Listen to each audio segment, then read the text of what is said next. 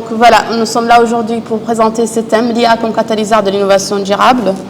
Alors je me présente un peu, je suis CEO d'une start-up qui s'appelle InsightX, qui essaie de promouvoir l'intelligence artificielle dans des secteurs clés de développement qui sont l'agriculture, l'environnement et l'hydrologie. Et c'est de là que vient le durable en fait, l'économie durable ou le développement durable. Donc je suis TensorFlow, Google TensorFlow Developer certifié, j'ai un certificat Google TensorFlow. TensorFlow, alors c'est un framework qui est largement utilisé dans le monde, qui a été créé par Google pour le développement d'algorithmes liés à l'IA. De base, je suis ingénieur en électronique et systèmes embarqués, spécialité électronique pour les systèmes embarqués en santé. Et j'ai un petit apport dans le monde scientifique. J'ai 5 publications, dont 3 dans l'application de l'intelligence artificielle ou le deep learning dans des problématiques liées directement au développement du pays. Donc, dans cette présentation, aujourd'hui, nous allons commencer. Alors, je ne vais pas rentrer dans les détails. Je ne savais pas que le public avait fait une formation en intelligence artificielle. Du coup, le but de la présentation, c'était plutôt d'éveiller votre curiosité par rapport à ce sujet et de voir que c'est applicable en fait dans notre région et que ça peut stimuler notre croissance économique. Donc, je vais commencer par une définition de l'IA de manière générale. Ensuite, je vais parler du contexte historique. Alors, moi, j'aime bien lier l'histoire à l'innovation et à la technologie parce que ça apporte une dimension humaine à la technologie. En fait, on ne s'est pas réveillé un beau jour et on a créé tout ça, on a créé l'IA. C'est vraiment un processus évolutif qui a évolué pendant plus d'un siècle avec de la recherche scientifique, avec de l'innovation scientifique qui a permis ce qu'on a aujourd'hui comme résultat de l'IA. Ensuite, je vais parler un peu de développement durable en tant que modèle économique. Pour parler ensuite de l'innovation durable, c'est-à-dire ce que peut apporter, avec des exemples concrets, ce que peut apporter l'IA comme innovation dans le secteur du développement durable. Pour conclure avec la création de valeur économique que peut apporter l'IA et conclure ces différents points. Donc pour commencer, en fait, l'intelligence artificielle est un domaine large qui contient ce qu'on appelle le machine learning, c'est-à-dire l'apprentissage automatique. Et l'apprentissage automatique contient un autre domaine qui s'appelle l'apprentissage profond, en utilisant les réseaux de neurones qui sont inspirés du cerveau humain. Donc je cite cette définition de l'intelligence artificielle, c'est l'effort d'automatisation des tâches intellectuelles normalement effectuées par les humains. Alors ici, automatisation des tâches intellectuelles, ce n'est pas forcément avec de l'apprentissage, comme ce que font les humains, mais au début des années 50, lorsqu'on avait développé l'IA, c'était plutôt hard-codé, c'est-à-dire on faisait des programmes qui simulent le comportement du cerveau humain en codant en fait des programmes, des règles, etc. Et là, c'est une définition en fait du machine learning, donc qui est la branche de l'IA qui est aujourd'hui utilisée dans le monde, qui est la plus utilisée dans le monde. Donc si vous parlez aujourd'hui de l'IA, vous voulez dire apprentissage automatique, parfois même apprentissage profond. Donc le machine learning ou l'apprentissage automatique, c'est le domaine qui donne aux ordinateurs la capacité d'apprendre sans être explicitement programmé. Ça veut dire qu'on apporte un nouveau paradigme de programmation avec le machine learning. À la base, le programming ou la programmation traditionnelle se faisait en ayant des données. On essaie de coder les règles avec un programme pour avoir les résultats. Aujourd'hui, avec l'apprentissage automatique, ce qu'on fait, c'est qu'on donne au programme les données avec les réponses et on laisse le programme connaître les règles pour les appliquer plutôt sur d'autres données pour se généraliser. Et je donne souvent l'exemple de l'apprentissage des langages chez les petits humains.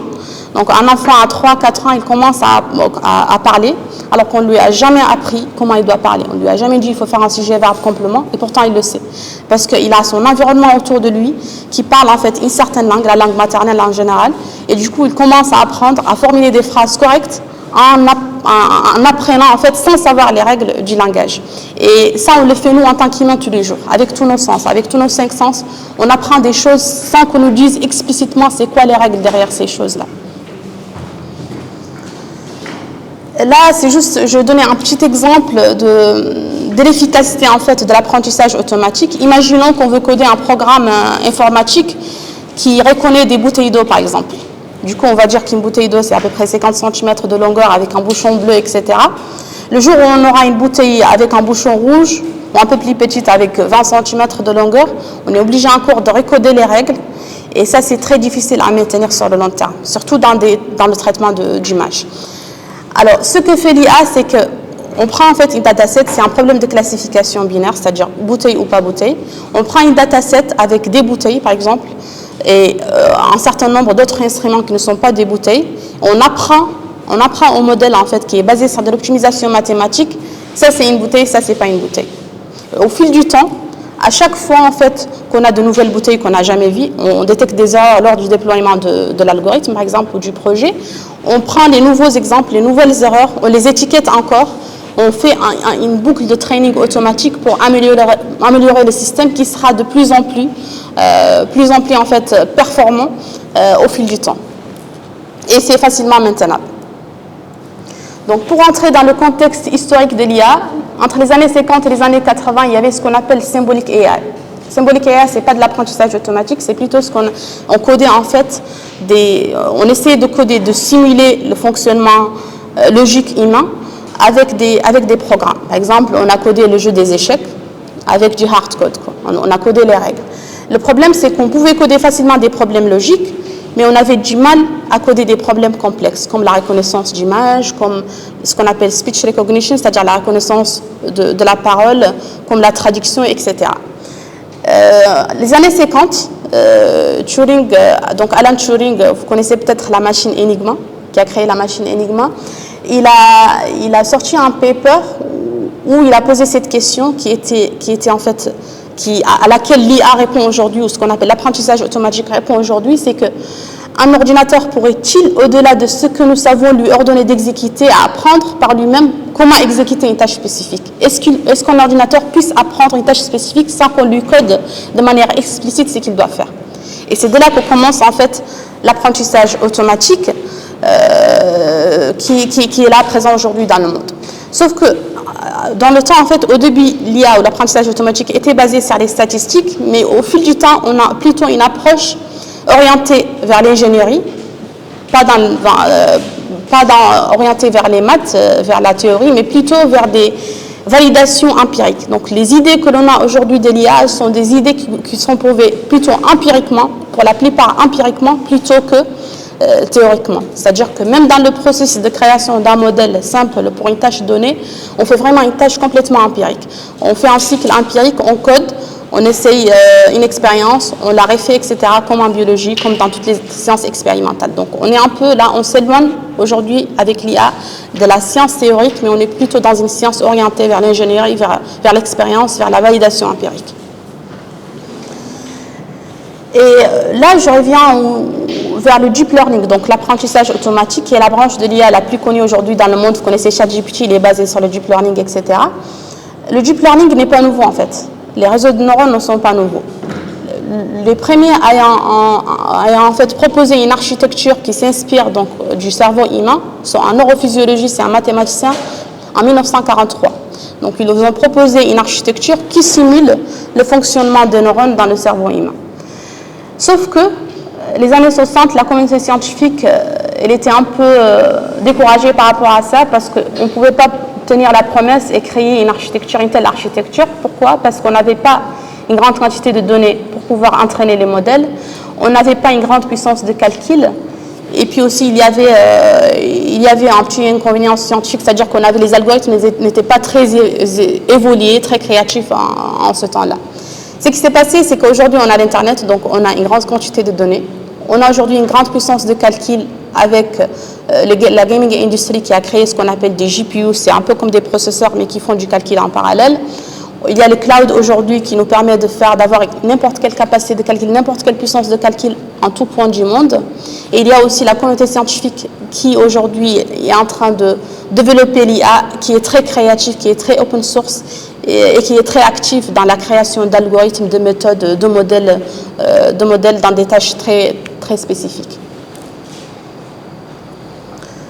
Alors, le tsunami du deep learning, il s'est passé après la publication de l'article de Geoffrey Hinton et ses collègues. Geoffrey Hinton, c'est un des pères fondateurs de l'IA, du deep learning surtout, qui ont sorti un article en 2006 avec un modèle qui arrive à reconnaître les digits, les handwritten digits, c'est-à-dire les digits qui sont écrits par la main humaine.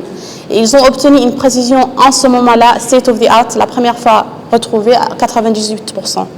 Et dès lors, en fait, l'IA, ou le deep learning plutôt, a conquis en fait toute l'industrie. De la speech recognition, c'est-à-dire de la reconnaissance de parole, aux systèmes de recommandation qui sont aujourd'hui inclus dans tout ce que vous avez comme réseaux sociaux, YouTube, Netflix, etc. Des AI assistants, les assistants IA comme ChatGPT, Bard de Google, etc. Donc en fait, c'était en l'espace, en moins de 10 ans à peu près, on est parvenu à faire des tâches hyper complexes qu'on considère en fait infaisables par des machines ou des ordinateurs. Et là, je ne vais pas rentrer plutôt dans les détails techniques, mais je vais juste vous introduire en fait disons, c'est le composant le plus primaire d'un réseau de neurones, donc dans la branche deep learning. C'est ce qu'on appelle le perceptron. Le perceptron, c'est quoi en fait? C'est que lorsqu'on a des inputs, en entrée, donc ce sont nos entrées, on fait une combinaison linéaire des inputs et on applique ce qu'on appelle une fonction d'activation à ces inputs pour avoir l'output. Et on entraîne un modèle avec ce qu'on appelle la backpropagation. Je ne vais pas rentrer dans les détails maintenant. Mais ce qui est intéressant ici, c'est que si on avait juste pris des combinaisons linéaires, plus combinaison linéaire, ça allait être un réseau de neurones avec une combinaison linéaire. La somme, c'est une combinaison linéaire et ce n'est pas aussi complexe pour comprendre des tâches complexes. Donc, l'idée principale ici, c'était d'introduire ce qu'on appelle la fonction d'activation qui est non linéaire et qui a permis d'apprendre des tâches complexes qui ne sont pas linéaires en fait. Donc, en revenant à notre sujet, le développement durable, le développement durable, il permet de répondre aux besoins du présent sans compromettre la capacité des générations futures à répondre eux aussi à leurs besoins. Donc, c'est le fait de créer des solutions innovantes sans pour autant épuiser les ressources en énergie et en eau de la planète, c'est-à-dire une gestion efficace des ressources. Ce qui va permettre aussi, du point de vue économique, une réduction des coûts de production et favoriser la stabilité économique à long terme. C'est-à-dire qu'on va favoriser, en fait, surtout dans un contexte du changement climatique, favoriser notre stabilité économique liée à nos coûts de production et nos coûts d'exploitation sur le long terme.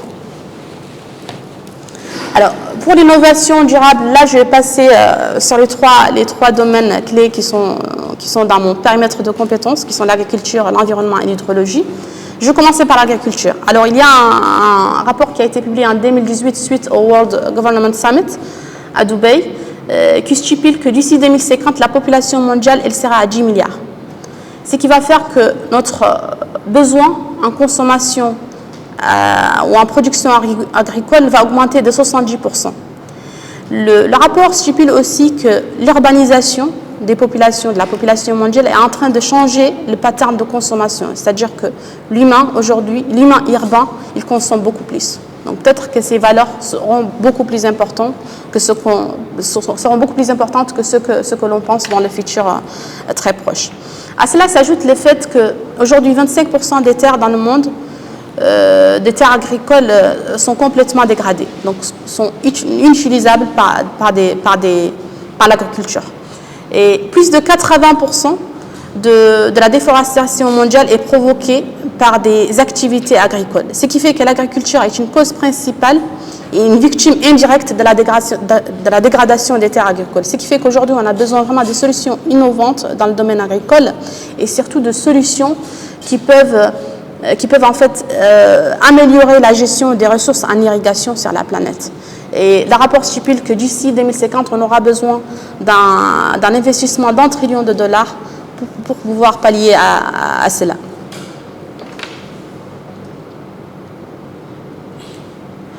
Alors, dans un autre rapport publié par l'UNESCO en 2021, il a été prouvé que 70% de la consommation mondiale de l'eau douce, elle est utilisée en fait dans des pratiques agricoles.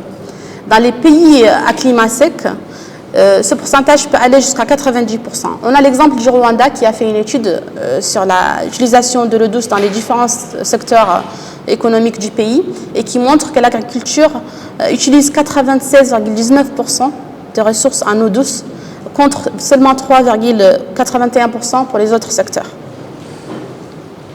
Alors, on peut se poser la question, est-ce que l'IA peut nous aider aujourd'hui à faire une gestion efficace de l'irrigation et des ressources en eau sur la planète? Il y a une étude qui a été faite au JURLab MIT qui a mis en place un système d'irrigation intelligent et qui a montré qu'un système d'irrigation intelligent basé sur l'IA permettrait une réduction de la consommation en eau de plus de 40%.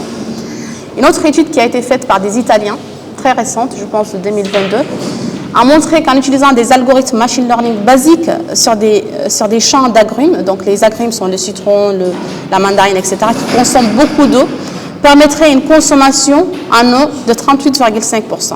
Donc aujourd'hui, l'introduction du système d'irrigation intelligent basé sur l'IA permettrait une réduction des coûts d'irrigation, parce qu'on va donner exactement la quantité d'eau dont la plante ou la culture en a besoin.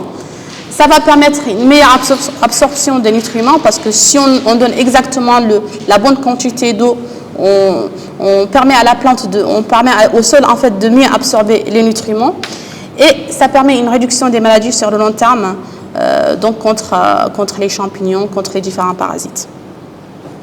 Ça, c'est un exemple concret de l'application de l'IA dans le domaine d'assistance à l'irrigation, qui a été fait sur des données du bassin du fleuve Sénégal, où on a développé une plateforme web pour assistance à l'irrigation en utilisant les données satellitaires et qui permet de prédire l'humidité du sol afin d'assister l'agriculteur pour lui dire est-ce qu'il doit irriguer son champ ou pas à tel moment. En passant à l'environnement, je vais parler du fléau le plus connu ici dans le domaine de l'environnement en Mauritanie. C'est le fléau des feux de brousse qui se passe tous les ans entre la période d'octobre-janvier, après la période d'hivernage. Ces feux de brousse sont aujourd'hui 50% de sources inconnues. Ils ravagent en fait entre 50 000 et 300 000 hectares de pâturage tous les ans. Et ça fait une perte en équivalent aliment bétail de 120 à 750 millions MRI à l'État mauritanien. La région la plus touchée, malheureusement, c'est la région de Hod Sharqi, ce qui peut influer très négativement l'élevage. Et le risque ne va cesser d'augmenter avec la sécheresse et ce contexte du changement climatique. Donc ça, c'est une étude très récente qui a été publiée en 2022 par des chercheurs de différents pays, Grèce, Espagne, Allemagne, qui a montré qu'avec des prévisions sur les variables météorologiques qui sont la vitesse de vent, l'humidité du sol, l'indice de végétation, on peut prédire le risque de feu de brousse dans une zone donnée. Ce qu'on a essayé de faire pour la Mauritanie, pour les années 2023-2022, donc on a essayé de créer en fait des prévisions sur 2 mois sur les feux de brousse, à 3 jours près, sur tout le territoire du sud mauritanien. Et on ne s'est pas arrêté à la prédiction, on a essayé de faire ce qu'on appelle de l'explainable, c'est-à-dire qu'on a essayé de comprendre quelles sont les causes principales des feux de brousse en Mauritanie. En l'occurrence, c'était la vitesse de vent et un certain indice qui s'appelle le drought code, un indice de sécheresse. Donc, plus une place a un indice de sécheresse élevé avec des vitesses de vent élevées, plus il y a probabilité d'occurrence d'un feu. Donc, l'IA ne permet pas seulement où le machine learning ne permet pas seulement de prédire, faire des prévisions futures ou de prédire une variable donnée, mais ça permet aussi parfois à faire comprendre aux experts métiers quelles sont les caractéristiques qui jouent le plus sur une occurrence ou sur un output donné, sur une sortie donnée. Donc, le troisième exemple dont je veux parler aujourd'hui, c'est l'exemple de la gestion des risques avec de l'IA. On peut aujourd'hui utiliser l'IA pour prédire les inondations au niveau des bassins fluviaux, par exemple. Et là, je donne l'exemple du bassin du fleuve Sénégal. Donc, vous connaissez tous le bassin du fleuve Sénégal. Le fleuve Sénégal, c'est le 2e plus long fleuve de l'Afrique de l'Ouest. Ça inclut 4 pays, la Mauritanie, la Guinée, le Mali et le Sénégal. On a une population d'environ 3,5 millions de riverains qui habitent autour de ce fleuve et qui en dépendent économiquement. Et malheureusement, les irrégularités annuelles des précipitations, avec surtout le contexte du changement climatique, font qu'il y a une période de crue saisonnière qui se passe tous les ans entre la période de juin et septembre. Donc, il serait très intéressant de pouvoir prédire ou prévoir cette période de crue. Les experts en hydrologie affirment aujourd'hui que les modèles actuels climatiques et hydrologiques sont incapables de quantifier les changements futurs de l'hydrologie, parce qu'ils sont basés en fait sur des équations empiriques qui ont été calées sur une période de temps lointaine en fait dans les années 40-50, et du coup sont incapables aujourd'hui de prédire ce qui peut se passer dans les prévisions climatiques et hydrométéorologiques. Ce que fait l'IA, c'est qu'au lieu d'apprendre, en fait, au lieu d'exécuter des équations empiriques, elle apprend sur les données, elle apprend sur l'évolution temporelle des données. Donc, elle apprend sur les tendances, c'est-à-dire qu'elle essaie de comprendre les tendances qui se font dans le contexte du changement climatique. Et ça, c'est un projet qui a permis, en fait, de prédire plusieurs jours à l'avance l'étendue d'une inondation au niveau du bassin du fleuve Sénégal, toujours en utilisant l'IA et les données satellitaires. On arrive même à prédire de manière très précise la période d'hivernage, c'est-à-dire le début de la période, le pic et la fin de la période d'hivernage. Donc en passant un peu à la fin, pour conclure un peu, la valeur économique, ou pour identifier la valeur économique que l'IA peut créer de manière générale. Aujourd'hui, l'IA, elle permet de créer des produits et services innovants. Elle permet une réduction des erreurs humaines en automatisant les processus routiniers. Elle permet une prédiction des changements futurs à travers les tendances des données, à travers l'évolution temporelle des données. Elle permet de créer de nouvelles opportunités de création de valeur, comme tous ces projets que je vous ai montrés tout à l'heure, qui sont aujourd'hui possibles avec de la prédiction basée sur l'IA ou alimentée par l'IA. Donc pour conclure, aujourd'hui, l'IA, c'est un outil puissant pour promouvoir l'innovation. Ça permet de stimuler l'économie en créant de nouveaux services et produits, et ça permet une amélioration de l'efficacité opérationnelle en automatisant des processus routiniers et en aidant en fait l'humain dans ces tâches en fait répétitives. Je vous remercie.